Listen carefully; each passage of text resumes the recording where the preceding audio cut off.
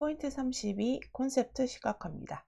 콘셉트 시각화 01번부터 살펴보면 01번은 콘셉트의 이해와 표현입니다.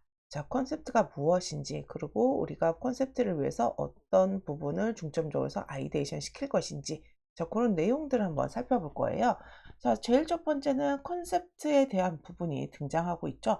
콘셉트가 과연 무엇인가? 우리 계속 뭔가 디자인할 때, 콘셉트가 되게 중요하다. 콘셉트에 맞춰서 아이디어 스케치를 해야 되고, 콘셉트에 맞춰서 키워드를 추출하고, 콘셉트에 맞춰서 아이데이션 시켜서 구현을 해야 되는데, 과연 우리가 자주 이렇게 언급하는 컨셉트가 무엇인지에 대한 부분이 이 부분에 나와져 있습니다. 디자이너는 창의적이고 깊이 있는 생각으로 남들이 생각하지 못한 아이디어를 발상해야 되는데, 다양한 경험과 지식을 축적하고 이를 바탕으로 창의적인 디자인 컨셉트를 도출해야 됩니다. 컨셉트라는 거는 사전적 의미로 개념 또는 아이디어라는 걸 뜻해요. 개념 또는 아이디어라는 거를 뜻하는데, 어떤 작품이나 제품, 공연, 행사 따위에서 드러내려고 하는 주된 생각을 의미합니다. 나중에 디자인뿐만 아니라 다양한 곳에서 컨셉트라는 얘기 되게 많이 들어보셨을 거예요. 컨셉트와 함께 또 같이 또 많이 언급되고 있는 게 소구점에 대한 부분입니다. 소구점. 소구점은 뭐냐? 상품이나 서비스에 대한 강점을 호소하여 공감을 구하는 것이다. 누구한테 구해요? 소비자한테. 부분 이렇게 언급이 하죠, 많이. 소구하는 바가 여러 가지인 경우 호소력이 약해질 수 있으므로 되도록이면 단일한 메시지를 전달해야 합니다. 소구하는 거는 상품이나 서비스에 대한 강점을 사람들한테 알리고 공감시키는 일이다. 세 번째 컨셉트의 도출 한번 보면 풍부한 경험과 지식, 직관과 통찰력에서 비롯이 되고, 주제에 관련된 다양한 정보를 수집하고 이를 기록해 두는 것이 가장 기본이 되는 요소라고 볼 수 있겠습니다. 축적된 정보들을 바탕으로 해서 브레인스토밍 과정을 통해 여러 가지 아이디어를 구상하고, 도출된 다양한 아이디어 중에서 보다 명확하게 문제를 해결할 수 있는 아이디어를 선택하게 됩니다. 수집된 다양한 정보가 지식으로 전환되고, 지식은 아이디어가 됩니다. 요것도 되게 많이 도표로도 많이 외우는 편인데요. 수집된 정보가 있죠. 정보, 많은 데이터 정보가 있다면 이 정보를 나중에 우리가 뭘로 바꾼다? 지식으로 바뀌고, 지식이 곧 아이디어로 전환된다. 정보가 지식이 되는 단계를 얘기할 때 요 세 가지 단계를 많이 우리가 설명을 하거든요. 그래서 또 외워주시면 좋겠네요. 그 다음에 키워드의 의미 보겠습니다. 키워드의 의미는 내용을 표현하기 위해 제목이나 내용에서 축출한 핵심 단어나 구절을 우리는 키워드라 부른다. 키워드란 얘기 지금 앞부분에서도 되게 많이 등장했거든요. 내용을 표현하기 위해서 제목이나 내용에서 축출한 핵심 단어나 구절을 우리 핵심 단어나 구절을 우리는 뭐라 부른다? 키워드라고 부른다. 컨셉트를 구체화하기 위한 함축적 단어라고 할 수 있어요. 디자인에서는 키워드도 뭐 되게 다양한 분야에서 쓰이는데, 우리 디자인할 때는 컨셉트를 구체화하기 위한 함축적인 단어다. 그래서 디자인에서의 키워드는 컨셉트를 구체화하기 위한 함축적 단어, 이렇게 머릿속에 외워두시기 바랍니다. 키워드 도출을 위해서는 다양한 시각으로 도출해야 되고, 함축적이고 의미가 분명한 단어를 쓰는 게 좋겠고요. 명사나 형용사로 형태를 표현하기도 합니다. 컨셉트의 시각화 순서. 우선은 컨셉을 설정하고 키워드를 추출하고 그거에 맞춰서 아이디어 스케치하는 게 일반적인 시각화 순서라고 볼 수 있습니다. 02번으로 넘어가 보면 컨셉트 시각화를 위한 아이데이션 이렇게 되어 있죠. 컨셉트 키워드가 있고 그걸 아이데이션으로 우리가 작업을 하는데, 마인드맵을 통한 핵심 키워드를 만들고, 브랜드 퍼스널리티를 통한 에센스 키워드, 관련 시장 트렌드 요소를 통한 트렌드 키워드, 이런 것들은 이제 CI, BI에서 보통 많이 하는 방법인데, 마인드맵이나 관련된 브랜드면 브랜드, 아니면 제품의 제품, 이런 것들에 대한 에센스 키워드, 그리고 관련 시장 조사에 따른 문화 사회적인 부분의 트렌드 조사, 이런 것들을 통해서 키워드를 만들어내고, 아이데이션은 키워드를 직접적으로 시각화시키고 키워드 간의 연관관계, 개념화를 시각화시키고 키워드를 바탕으로 해서 연상되는 또 아이디어를 시각화시키고, 시각화시키는 방법들, 뭐 키워드 직접적으로 연관지어서 그거를 바탕으로 이렇게 머릿속에 두시고서 아이디어션 이런 식으로 뽑아낼 수 있구나 라고 이해해 주시면 되겠습니다. 네, 핵심적인 키워드 도출을 보면 구상한 아이디어로부터 연관성 있는 아이디어들을 카테고리별로 정리해서 보시는 게 나중에 파일 관리나 아이디어 도출하거나 이럴 때 되게 좋은 방법이고요. 시안 제작을 위해서 디자인 컨셉트를 이루는 구체적인 키워드를 좀 도출을 하고, 카테고리별로 대표 키워드를 도출해서 컨셉트를 구체화합니다. 우리 이거 어떻게 보면은 앞에서 아이디어 발상에 관련된 내용하고도 되게 연결이 많이 될 거예요. 자, 동그라미 세 번째 보면 핵심 키워드 기반의 디자인 컨셉트 설정이라고 되는 부분, 구상한 아이디어를 소구 대상에게 전달하려는 메시지를 정의를 합니다. 자, 옆에 페이지로 넘어가 볼게요. 자, 키워드 도출은 다양한 시각으로 도출을 하고, 함축적이고 의미깊은 단어, 명사나 형용사, 죄송합니다. 옆으로 자, 조금만 더 옆 페이지로 넘어가 볼게요. 디자인 컨셉트를 표현할 비주얼 자료 수집, 클라이언트에게 제공받은 이미지나 지적 재산권에 저해되는 이미지, 유료 이미지 등을 확인해서 영역별로 정리합니다. 나중에 이미지 함부로 썼다가 내용 증명받아서 큰일 나는 경우도 많이 있어요. 그런 것들 이제 되도면 이미지를 쓸 때 클라이언트에 제공받은 자체적인 이미지가 있다면 그런 것들도 잘 보관하고 활용했으면 하는 게 더 좋겠고요. 지적권을 저해되는 것들은 이제 유의를 해야겠죠. 그리고 그러니까 만약에 지적재산권이 없는 이미지를 쓴다든지 아니면 있다면 어느 정도 선까지 써야 되는지, 또는 유료로 돈을 주고선 렌탈하는 방식, 뭐 리스하는 방식으로 쓰는 방법으로 좀 영역별로 좀 구분을 해 놓는 게 나중에 활용할 때, 나중에 최종적으로 시안이 제작이 된 다음에 전체적인 우리 제작 비용이나 이런 것도 따져봐야 되고 제작 시간도 따져봐야 되는데, 그거를 확인할 때도 이런 방법들이 되게 유용하게 쓰입니다.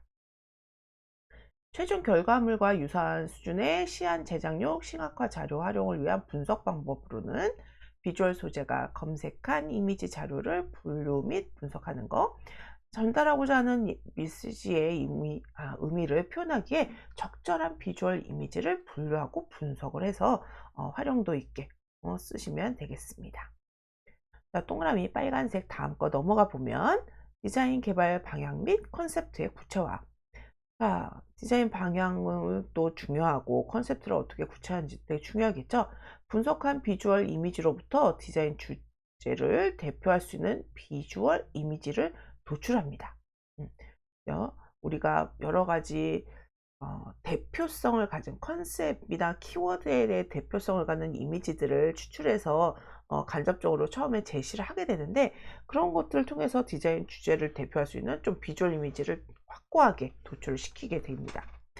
자, 디자인 전달 메시지를 적절하게 표현할 수 있는 대표 이미지를 좀 도출하는 방식을 사용해 오면은 좀 더 디자인 컨셉트 구체화를 시키기에 수월하죠. 디자인 주제를 자연스럽게 표현할 수 있는 이미지 형용사 도출. 이 형용사 이미지 도출이 나중에 대표적인 이미지 구현에서도 많이 쓰고 색상 표현할 때도 되게 활용도가 높은 도출 방법입니다. 도출된 이미지 형용사들로부터 디자인의 개발 방향을 설정하기도 하죠. 그 형용사적으로 뭐 다이나믹하다, 고상하다, 이런 것들이 또는 어떻게 보면 디자인을 해야 되는 방향성, 아니면 구체적인 어떤 하나의 틀을 만들 때 되게 많이 쓰인다는 거예요. 다음 동그라미 빨간색 넘어가 보면 컨셉트 구현에 적절한 폰트도 정보 수집을 해주셔야 됩니다. 아까 이미지 수집했고 거기에 대한 키워드적인 또 이미지별로 분류도 해봤고 형용사도 한번 찾아보고, 이번에는 폰트도 정보 수집을 해보는 겁니다. 자, 폰트도 그냥 무조건 다운받아서 막 쓰는 게 아니겠죠. 요즘 폰트도 만약에 이런 상업적인 작업을 하거나 아니면 실무 작업할 때 폰트 되게 중요한 요소가 됩니다. 특히 요즘에는 타이포그래피적인 요소가 워낙 강해지다 보니까 타이포가 갖고 있는 감성적인 부분, 뭐 특성을 강조할 수 있는 부분들이 많은데, 폰트를 내가 그거에 적합한 폰트를 사용을 하겠다. 그렇다면 기존에 있는 폰트라면은 어 이것도 아니라 저작권에 대한 부분, 라이센스에 대한 부분들도 살펴봐야 되고, 또는 뭐 있는 폰트나 이런 것들을 또 새롭게 형태적인 부분을 디자인하는 경우들도 있죠. 그래서 그런 것들도 아이디어 스케치 통해서 디자인하고 정리를 발전시킬 수 있는, 레벨업을 디벨롭을 시킬 수 있는 안으로 만들어 주시면 되겠습니다. 그리고 운영체제에 대한 부분들, OS 운영체제에 대한 부분들도 요즘에 좀 생각을 많이 해 줘야 돼요. 그래서 뭐 안드로이드나 iOS나 이런 운영체제에 맞춰서 이 폰트가 제대로 되는지, 아니면 웹 쪽으로 보여준다면은 웹 폰트에 대한 부분, 또 브라우저마다 기본 폰트로 이렇게 변환되는 경우들이 있어서 그런 오류 같은 것들이 안 생기는지, 자, 이런 것들도 우리가 확인해 봐야 되는 부분이다. 매체 적합성에 대한 부분이라고 볼 수 있죠. 또 간단하게 뭐 명조 고딕 같은 경우에도 우리가 모바일이나 이런 걸로 보느냐, 인쇄용으로 보느냐에 따라서 가독성도 달라지고, 기본적인 바디 폰트, 본문 폰트로 쓰기에도 적절한지가 조금 많이 달라집니다. 그런 것들도 감안해서 폰트 정보를 수집해야겠어요. 자, 컨셉트에 맞는 색채도 수집하고 계획을 해줘야 됩니다. 우선 색채 계획이란 말이 나오는데요. 색채 계획이라는 거는 컨셉트의 시각화와 커뮤니케이션 정보의 구조 기획, 시안의 신미성을 높이기 위한 유용한 단계라고 볼 수 있고, 메인 컬러와 보조 컬러로 구성된 컬러 팔레트와 색채 코드를 구성하여 시안의 완성도를 높이며 시안 베리에이션에 활용합니다. 우리 메인 컬러, 서브 컬러 뭐 이런 것들 같은 경우, 이것도 하나의 어떻게 음, 체계를 만들어 주는 게 나중에 베리에이션 시킬 때 되게 유용하게 쓰이죠. 디자인 콘셉트에 매칭할 수 있는 테마별 컬러 배색 정보도 활용을 합니다. 앞에서 얘기했던 형용사 같은 경우에도, 형용사가 비주얼적으로도 표현하지만 전체적인 이렇게 분위기, 톤 앤 매너, 이런 것들을 반영하기 위한 용어로도 되게 많이 쓰이거든요. 나중에 색채 부분에서 한 번 더 설명을 드리겠는데, 그런 것처럼 디자인 컨셉트에 적합하게끔 컬러 배색이라는 거는 한 색깔이 아니라 두세 가지 컬러를 믹스해서 쓰거나 이럴 때 어떤 컬러들을 같이 쓰는 게 훨씬 조화롭냐, 그 의미가 잘 전달되냐, 이렇게 두세 가지 컬러를 같이 써서, 두 가지 이상의 색상을 같이 써서 색상을 구성하는 것을 우리 컬러 배색이라고 합니다. 그 다음 장으로 넘어가 볼게요. 포인트 33번입니다. 포인트 33번. 자, 33번은 컨셉트 전개 방안에 대한 부분이 있죠. 아까 앞에서는 컨셉트가 무엇인지, 그리고 자료조사, 컨셉트를 설정하기 위한 자료조사 요건들, 준비해야 되는 요건들이 좀 많았다면, 이번에는 컨셉트의 전개 방안에는 우리 이미지 구상, 그리고 이미지 뭐 비주얼 펀, 기호적인 부분, 이런 부분을 언급하게 됩니다.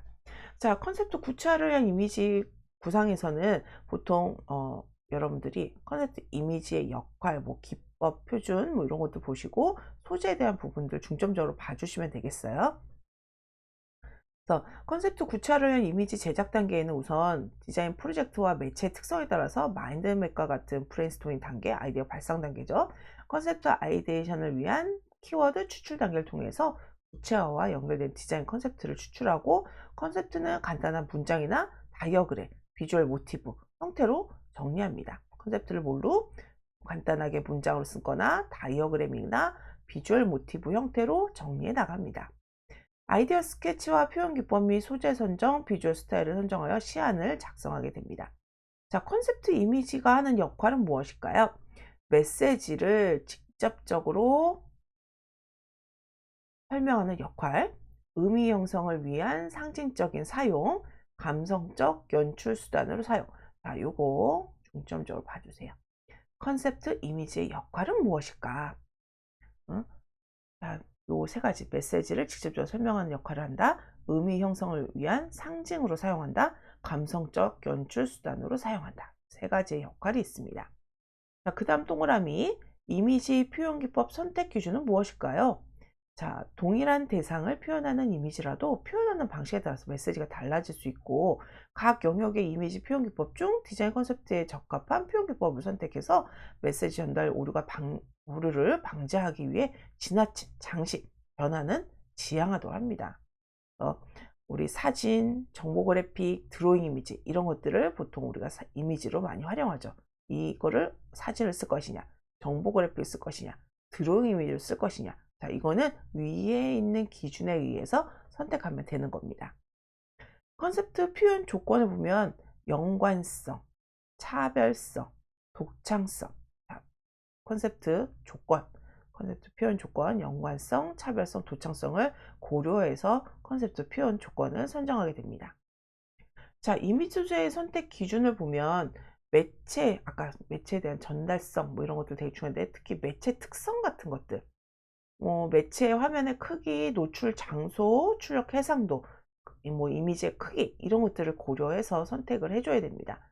특히 뭐 일반 디지털 디바이스 같은 경우는 화면의 크기 같은 거 되게 중요할 거고, 픽셀이 같이 따라가 줘야 되니까 해상도 같은 거를, 노출된 장소가 뭐 지면이냐 뭐 화면이냐 아니면 공공 장소인지, 넓게 뭐 프로젝트를 통해서 요즘에는 워낙 공간적인 영상 작업들도 되게 많이 하고 있어서 그런 것들에 따라서 달라질 수 있다는 거, 를 고려해서 우리가 이미지 소재를 찾아야 됩니다. 매력 요소와 신비성을 고려해야 된다. 소비자의 호응도, 친밀도, 매력적 요소를 결합해서 우리가 그런 것들을 잘 고려해서 신비성을 표현해 줘야겠어요. 정보 커뮤니케이션의 효율성을 고려해야 된다. 정보 선명성, 주목성 이런 부분. 그리고 제작자의 독창성을 좀 반영을 해서 개성 있고 창의적이고 독창적인 그런 아이덴티티를 반영을 해줘야겠습니다. 자, 02번으로 넘어가면 여기 중요한 용어가 하나 등장합니다. 이미지 스타일로서의 비주얼 펀. 자, 이미지를 이렇게 선택을 했어요. 위에 고려사항도 있죠. 전달 매체나 매력 요소나 정보 커뮤니케이션이나 독창성에 대한 부분을 쭉 고려하는데, 그런 이미지들이 있는데 그 중에서 사람들이 조금 더 재미있어하고 위트 있어 보이고 좀 더 긍정적인 느낌을 표현하기 위해서 비주얼 펀이라는 장치를 좀 이용을 하게 됩니다. 그래서 비주얼 펀에 대해서 살펴보도록 할게요. 자, 비주얼 펀의 개요를 보면 비주얼 펀은 시각적 유의, 언어 유의, 그 중에서 우리는 언어 유의를 대부분 우리 비주얼 펀으로 많이 표현해요. 비주얼 시각적으로 표현하는데 그 중에서도 언어적인 그런 표현이라고 볼 수 있습니다. 언어적인 개념의 유머와 위트를 시각적 표현으로 변환할 때 우리는 비주얼 펀으로 전개한다, 이렇게 얘기를 하죠. 일러스트레이션, 사진, 브랜드 아이덴티티 같이 메시지 전달력이 큰 매체에서 그 역할이 되게 크게 반영이 되고 있고요. 유머러스한 효과는 되게 설득력, 공유, 뭐 이런 커뮤니케이션에서 되게 중요한 역할을 하고 있습니다. 능력적인 아이디어를 창조할 수 있게 하고 즐거움을 제공하기도 하죠. 그래서 우리 뭐 개그맨들이 결혼할 때 결혼을 잘한다, 뭐 약간 못생겼다고 생각되는 남자도 개그맨 중에 되게 예쁜 여자랑 결혼하더라. 뭐 예쁜 여자라서 좋은 건 아니지만, 자, 그런 얘기 되게 많이 한단 말이에요. 그래서 이 상대방한테 어떤 매력을 느꼈나요? 그러면 대부분 재미있고 유머가 있어서요, 이런 얘기 되게 많이 하죠. 그만큼 사람들한테 호감을 느낄 수 있는 그런 매력적인 요소가 되기도 해요. 그래서 비주얼 펀의 유형을 보면 이미지를 합성하거나 변용하거나 배치에 변화를 주거나 왜곡시키거나 하면서 비주얼 펀을 만드는데요. 지금 이렇게 샘플 이미지처럼 항아리, 우리 항아리를 독이라고 부르잖아요. 독을 4개 갖다 놓고서 독사 이렇게 쓴다는 거. 뭐예요? 언어적 개념의 유머와 위트를 시각적으로 변환한 거죠. 언어적인 것을 우리 뭘로 했어 지금? 이렇게 시각적으로 만들어 준 거예요. 이런 것들은 그냥 대표적인 게 비주얼 펀이라고 볼 수 있고, 자, 이런 포스터도 보면 이미지를 좀 변용하고 배치에 변화를 주면서 어떻게 보면 남자 다리 같고 어떻게 보면 여자 같은 다리를 만들고 착시 현상 같은 것도 느껴지죠. 자, 이런 것도 어떻게 보면 비주얼 펀의 하나 방법일 수도 있고, 또 어떤 데는 이렇게 굴뚝에 담배 연기가 막 뽀뽀뽀뽀뽀 이렇게 막 올라오는 그런 굴뚝들이 막 있다. 근데 밑에 보니까 사람들 얼굴이 이렇게 막 있어요. 아, 이 밑에 사람들이 담배 피고 있는 옆모습을 꼭 굴뚝에 담배 같은 매연 효과 느낌. 담배 피면 안 돼요! 라는 느낌을 주기 위해서 꼭 담배 피지 말라고 막 뭐 폐 썩은 거 막 보여주고 막 이 다 빠진 거 보여주고 이런 것보다 조금 더 재미있는 요소로 사람들한테 좀 경각심을 일으키는 방법 없을까? 이런 곳에서도 비주얼 퍼닝이 사용되기도 합니다. 옆에 페이지 넘어가 보면 자, 이미지를 기호적으로도 표현할 수 있는데 그거를 우리가 이제 기표, 기의, 뭐 우리가 기호라고 얘기하는 거 대표적으로 기호적 접근 한번 보도록 하겠습니다. 이미지와 키워드의 결합 단계다. 결합 관계를 한번 우리가 볼 수 있다. 이미지와 키워드의 결합은 컨셉트를 구체화할 수 있는 컨셉트의 시각화라고 할 수 있고요. 디자인 개발자는 컨셉트와 이미지, 키워드의 관계를 파악하고 구조화하는데 창의적 역량을 발휘해야 합니다. 자, 여기 또 기표와 기의가 나왔는데요. 자, 요거 기표화가 무엇인지, 기의가 무엇인지. 어떻게 보면 2025년 이 자격증 내용들이 교과목이 좀 많이 바뀌었는데 그중에서 이런 기호적인 부분들도 예전에 없던 부분일 거예요. 예전에는 그냥 간단하게 픽토그램 뭐 이 정도만 알았는데 이제는 조금 더 심도 있게 기표와 기의에 대한 부분까지 같이 여러분들이 좀 외워 두셔야 되는 부분입니다. 자, 넘어가면 우선은 기호와 기의에 대한 부분 보면 20세기 인쇄와 영상의 발달로 시각적 기호 체계가 확대되기 시작했어요.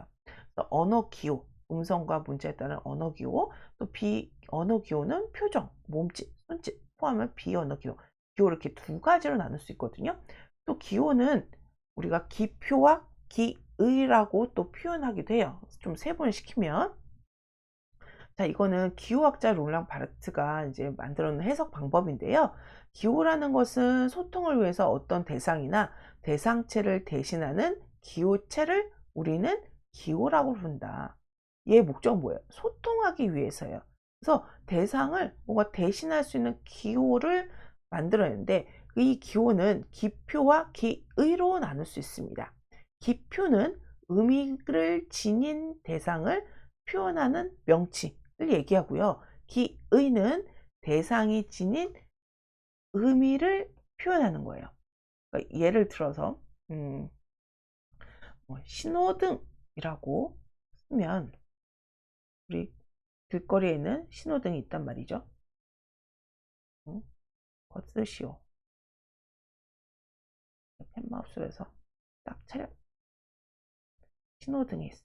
신호등. 자, 의미를 아니, 이 대상을 직접적으로 표현하는 명칭, 얘는 신호등이라는 명칭을 갖고 있어요. 얘를 뭐라 부르냐? 기표. 자, 거기서 빨간불이 켜지면 멈추시오.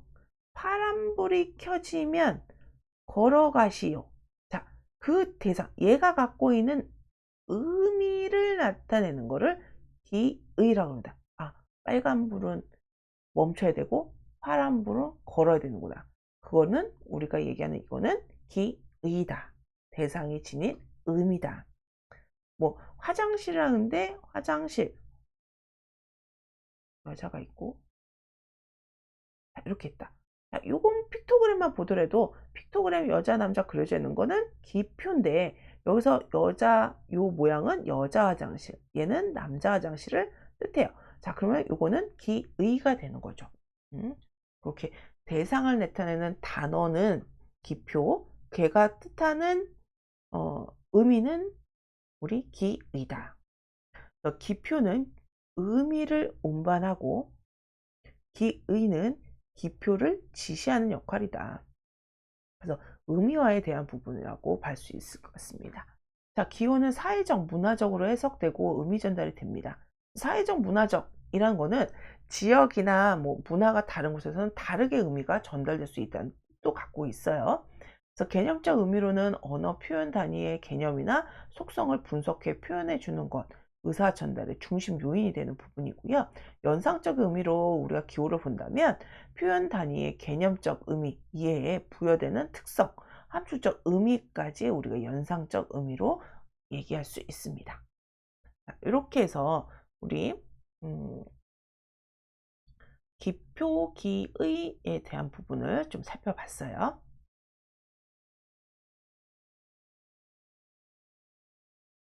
자, 34번으로 넘어가면 디자인 가치 적용에 대한 부분이 나오는데요. 요 디자인 가치 적용에서 우리가 디자인적 윤리적인 부분 아니면 여러 가지 요즘에 사회 문화적으로 꼭 염두에 둬야 되는 부분, 그런 것들, 디자인이 어떤 가치를, 사회 문화적인 가치를 갖고 있는지, 그의 대표적인 분류라고 해야 되나, 어떤 키워드라고 하는 것들을 좀 살펴보도록 하겠습니다. 자, 우선은 디자인의 가치 얘기할 때 우리가 전통적으로 우리가 많이 얘기하고 있는 것 중에 하나가 유니버셜 디자인에 대한 부분이에요. 그래서 유니버셜 디자인은 보통 제품 디자인에서 먼저 많이 언급을 했었죠. 그러니까 공공 디자인적인 부분, 요즘에는 시각 디자인이나 이런 부분에서도 유니버셜 디자인을 감안한 그런 디자인 계획과 설계를 많이 하게 됩니다. 자, 우선 유니버셜 디자인이 무엇인지부터 보도록 할게요. 자, 유니버셜은 장애의 유무나 연령, 성별 등과 상관없이 모든 사람들, 여기서 중요한 거는 모든 사람들이 제품, 건축, 환경, 서비스 등을 보다 편리하고 안전하게 해야 하는 디자인 원리가 유니버셜 디자인이에요. 근데 여기서 좀 헷갈려 하는 게 뭐냐면, 유니버셜이라는 말과 함께, 유니버셜이라는 것과 함께 베리어 프리라는 게 같이 많이 사용이 돼요. 그래서 이 두 개를 사람들이 많이 혼동하기 때문에 시험 문제에도 이 두 개를 비교하는 문제가 많이 또 등장합니다. 그래서 보면 아까 유니버셜 같은 경우는 뭐였어? 모든 사람이라고 했죠. 근데 베리어 프리는 고령자, 장애인. 어때요? 범위가 좀 줄어들었어요. 그러니까 장애인분들을 위한 디자인들이 여러분들 떠오르는 것들이 있을 거예요. 저 걔는 뭐라고 부르냐? 유니버셜이라고 부를 수도 있지만 어떻게 보면 그거는 베리어 프리적인 디자인인 거예요.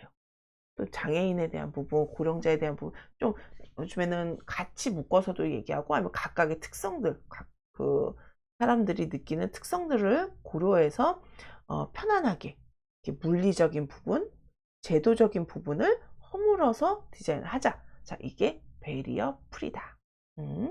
두 가지를 좀 구분해서 보시면 좋습니다. 그 다음 동그라미로 넘어가 볼게요. 자, 유니버셜 디자인 원칙 있어요. 이것도 유니버셜 디자인 원칙 1, 2, 3, 4, 5, 6, 7 7개의 디자인 원칙이다. 보통 7원칙이라고 많이 불러요. 자, 유니버셜의 디자인 원칙도 시험에 되게 자주 나오는 문제 중에 하나예요.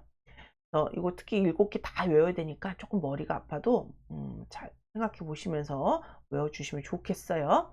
자, 우선은 공평한 사용.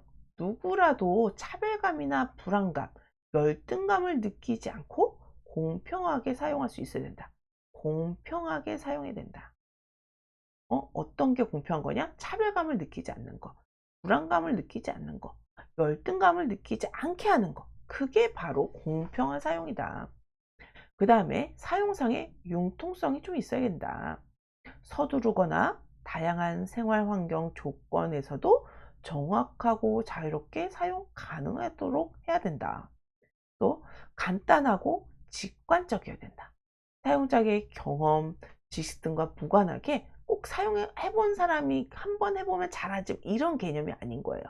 경험이나 지식 등과 무관하게 사용할 수 있어야 된다. 그 다음에 정보 이용이 용이해야 된다. 정보 구조가 좀 간단해야 되고요. 복수의 전달 수단을 통해서 정보 입수가 가능해야 되고, 그다음에 오류에 대한 조금 포용력도 있어야 돼요. 그래서 사고를 방지하고 잘못된 명령에도 원래 상태로 쉽게 복귀할 수 있도록, 한 번 망친 거 다시 되돌릴 수 없어요. 그러지 않고 이거 안 되네? 그럼 이렇게 다시 해보지. 뭐 이렇게 오류에 대한 포용력이 좀 있게끔 해줘야 된다. 자, 6번째, 적은 물리적인 노력이 필요하다. 이거 특히 고령자나 장애인분들이 손 힘이 없거나 이러서 뭐 물건을 못 따는 경우들 많이 있죠. 자, 그런 분들을 위해서 손쉽게 작동시킬 수 있는 방법들, 무리하게 힘들이지 않아도 자연스럽게 할 수 있는 방법을 고안해서 디자인하는 거. 자, 그거는 우리 적은 물리적 노력으로 만든 거다라고 할 수 있습니다. 자, 7번째. 접근과 사용을 위한 충분한 공간적인 부분도 고려해야 된다. 이동이나 수납이 용이하고 다양한 신체 조건의 사용자가 도우미와 함께 사용이 가능해야 된다. 그래서 요즘에는 뭐 통로나 이런 것들 계산할 때 휠체어도 충분히 지나갈 수 있도록, 그리고 뭐 상단에 떠 있는 뭐 보드 같은 거, 사인 보드나 이런 것들 같은 경우도 충분히 사람들이 지나갈 수 있게끔 공간을 구성해서 그것도 배치를 해줘야 되죠. 이런 부분이 바로 접근과 사용을 위한 충분한 공간 구성이 되었다고 얘기하는 겁니다. 그 옆단으로 넘어가면 유니버셜 디자인 적용에 대한 부분을 보면 시각 디자인 요즘에 많이 하고 있어요. 제품 디자인이 가장 주고, 그다음에 환경 디자인에서도 많이 우리가 계단이라든지 이런 데서 유니버셜적인 디자인에 접목된 부분을 볼 수가 있습니다. 자, 이 유니버셜 디자인을 우리가 뭐라 부른다? 모두를 위한 디자인이다 라고 많이 부릅니다. 모두를 위한 디자인, 유니버셜 디자인. 고령자와 장애인을 위한 디자인, 베리어 프리 디자인. 시각 디자인에서 유니버셜 디자인 적용은 대표적으로 타이포그래피, 픽토그램 이런 걸 들 수 있어요. 시각 디자인에서는 장애인한테 뭘 할 게 없는데 라고 할 수도 있겠지만, 우리 타이포그래피, 픽토그램, 그리고 여러분들 은행 같은 데 가시면 고령자를 위한 터치패드 디자인 바뀌는 거 혹시 보셨나요? 자, 그런 것들도 어떻게 보면 유니버셜 디자인이 된 키오스크 디자인이 되는 거겠죠. 그래서 타이포그래피 유니버셜 디자인 한다면 시각적 약자인 약시자, 생명자를 위해서 가독성, 주목성, 신인성을 높이기 위한 타이포그래피 방식을 쓰게 되고요. 픽토그램 유니버셜 디자인 할 때도 기능성을 중요시하는 디자인으로 시각적, 인지적 취약계층을 위해서 함축적이고 직관적인 디자인과 배경 색상을 합니다.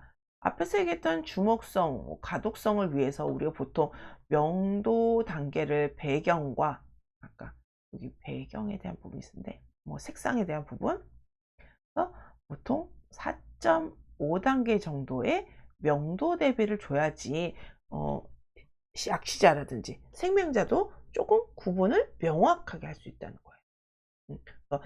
특히 뭐 공공시설에 관련된 작업, 픽토그램도 마찬가지고요. 사인보드나 이런 것들, 아니면 아까 은행에서 그 터치패드에 있는 부분들, 자, 이런 것들도 우리가 명도 단계를 좀 고려해서 유니버셜적인 측면까지 고려한 디자인을 구현할 수 있습니다. 자, 02번 지속가능 디자인으로 할게요. 요즘에 엄청나게 많이 듣는 명칭이죠. 지속가능 디자인. 자, 지속가능 디자인이 무엇이길래 왜 이런 얘기가 많이 언급될까? 다큐멘터리도 되게 많이 나오고, 예전에는 유니버셜 디자인을 해야 된다는 말을 했죠. 이제는 그건 그냥 기본 바탕에 깔려 있어요. 환경에 대한 디자인, 자, 이것도 어떻게 보면 기본적으로 깔려 있는데, 그거보다 조금 더 발전된 안으로 단순히 현재 환경을 보호하는 것뿐 아니라 미래까지 우리가 고려한 그런 디자인을 우리가 보통 지속가능 디자인으로 좀 요즘에 많이 언급하고 있는 용어입니다. 자, 원재료 채취, 제조, 포장, 운송, 사용, 광고, 폐기. 어떻게 원자료부터 폐기까지 우리가 어떻게 보면 생산에 대한 전반적인 과정을 다 얘기하고 있죠. 자, 그 부분에서 제품 서비스와 관련된 전 과정의 환경적, 사회적, 경제적을 고려한 디자인. 자, 무슨 디자인? 환경, 사회, 경제를 고려한 디자인이다. 자연 생태계와 자원을 보호하면서 경제적 생산성을 높이고, 특히 윤리적인 부분, 사회적 기반 구축을 통한 현재의 환경을 다음 세대가 향유할 수 있도록 지속할 수 있는 해결책을 제시하는 디자인이라고 볼 수 있습니다. 지구를 지키고 소비자의 삶의 질적인 만족감을 충족시킬 수 있는 환경적인 디자인. 옛날에 그냥 단순히 에코 디자인 이런 거 얘기할 때면은 재료를 뭘 쓰냐 이게 되게 중요했었어요. 아니면 리사이클, 재활용에 대한 부분이 많이 언급되는데, 그것보다는 좀 더 지금 지속가능 디자인은 포괄적으로 볼 수 있습니다. 제품의 수명 연장, 사용 빈도의 강화 등을 유도하는 경제적인 디자인입니다. 제품의 기획 단계에서부터 제품의 경제성, 환경성, 사회성을 고려한 통합적인 디자인이라고 볼 수 있겠죠. 그 옆에 페이지를 넘어가 보면, 그래서 그 앞에서 얘기했던 내용이 요 도표로 다 설명이 되고 있어요.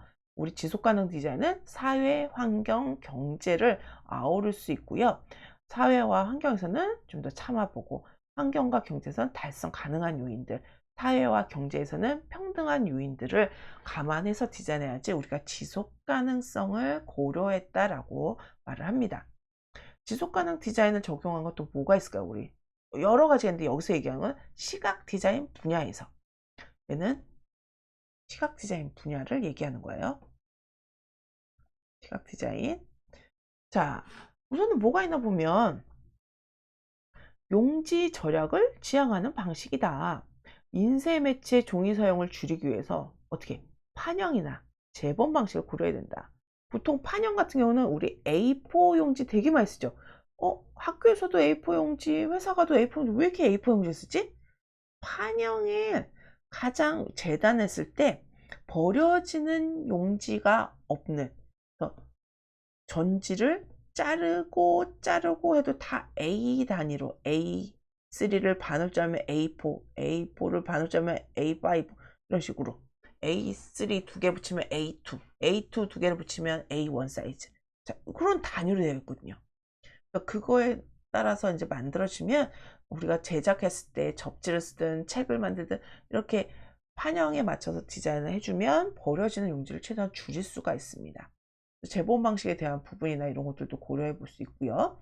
잉크 절약을 지향하는 방식에는 잉크를 절약하는 디자인 아트웍 또는 디자인 매체, 또 요즘에는 폰트 중에서도 잉크 절약하기 위한 에코 폰트 같은 게 막 나오잖아요. 그것도 어떻게 보면 잉크 절약이고, 인쇄할 때 지금 우리 교재처럼 이렇게 레드 색상하고 그레이 색상 두 가지만 쓰면 잉크를 단 두 개만으로도 쓸 수 있거든요. 4도 CMYK 4도 분판이 아니라 2도판만으로도 디자인을 할 수 있으니까 어때요? 잉크가 많이 줄어들겠죠. 그런 것들도 잉크 절약을 시키는 방법입니다. 또 리사이클 방식을 사용한다. 종이 재사용에 저해되는 후가공을 좀 최소화해야 된다. 우리 간혹 가다가 재활용품 버리려고 할 때 보면 이 종이는 재활용이 안 돼요, 이런 것들 많이 보셨을 거예요. 자, 그런 건 뭐예요? 종이에다가 코팅을 한다든지, 후가공 뭐 엠보싱 처리를 한다든지, 금박, 은박 이런 것들을 붙인다든지 이러면은 후가공이 안 돼요. 후가공을 하면 리사이클이 안 된다는 거예요. 그래서 그런 것들을 조금 자제해서 최소화해서 리사이클링이 가능하도록 제작해 주는 게 우리가 디자인에서, 시각 디자인 부분에서 지속 가능 디자인을 적용했다라고 할 수 있겠습니다. 자, 03번으로 넘어가 볼게요. 어메니티 디자인이에요. 어메니티 디자인. 자, 어메니티 디자인은 뭐냐? 어메니티 디자인에 관련돼서도 논문이 되게 많이 나오고 있는데요. 제품 디자인이나 환경 디자인에서 말하는 어메니티는 제품 사용자에게 편의성, 어떻게 보면 편의성에 대한 부분을 제공하고 물리적 환경이 좀 쾌적하게끔 제공하는 걸 우리는 어메니티 디자인이라고 해서, 어느 도시에 갔더니 어메니티가 되게 잘 돼 있더라. 아니면 호텔에 갔더니 어메니티가 너무 좋더라. 호텔에 가서 어메니티 대부분 위생용품, 샴푸, 린스 막 이런 것들 잘 돼 있는 데 있잖아요. 어메니티, 그것도 어메니티라고 많이 또 부르고 있어요. 그런 거 보면 그거는 이렇게 단편적으로 얘기하는 거고, 사실상 좀 폭넓게 보자면 사용자 편의성, 물리적 환경이 쾌적함을 제공하는 걸 어메니티 디자인이라고 얘기해요. 시각 디자인 매체에서는 그럼 편의성이나 쾌적함을 어떻게 줄 수 있을까? 비주얼적으로 봐서 포스터나 무슨 패키지, 배너, 월그래픽에서 얘를 봤을 때 막 기분 나쁘고, 난 얘를 보면 막 오늘 하루 좋았던 일들이 다 없어지는 것 같아, 이러면 안 된다는 거죠. 포스터는 뭐 이런 것들을 쫙 벽에다 붙였다, 월 그래픽 같은 걸 벽에다 쫙 그래픽 효과를 줬다, 이런 것들 통해서 그 정서적인 환경의 쾌적함, 이런 걸 느낄 수 있도록 만들어주는 거죠. 디자인 개발자는 인쇄 매체 제작 시에 이런 신미성과 시각적인 쾌적함을 높일 수 있는 창의적 연출을 지향해야 됩니다. 아름답게, 시각적으로 쾌적하게. 그게 시각에서는 어메니티 디자인적인 표현이라고 볼 수 있겠습니다. 그래서 지금 우리가 쭉 한번 살펴봤는데요.